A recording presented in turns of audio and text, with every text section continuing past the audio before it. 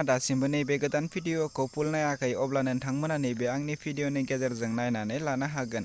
लोगोफोर नोंथांमोना दासिमबो आंनि चेनेलखौ साबस्क्राइब खालामाखै अब्ला आंनि चेनेलखौ साबस्क्राइब खालामनानै होदो बेफोरबायदि गोदान गोदान भिडिअनि आपडेट मोननो थाखाय।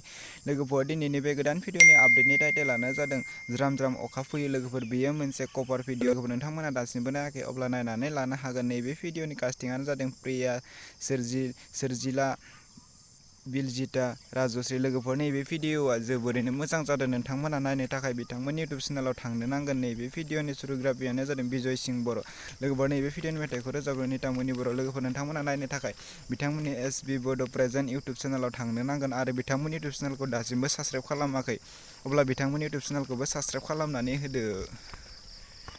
भिडिअखौ मोजां मोनोब्ला लाइक शेयार खालामनानै होदो। बिदिब्ला लोगोफोर दिनैनि बे गोदान भिडिअनि गुसुं आपडेटआ बेनोसै। नोंथांमोना आंनि चेनेलखौ दासिम साबस्क्राइब खालामाखै अब्ला आंनि चेनेलखौबो साबस्क्राइब खालामनानै होदो।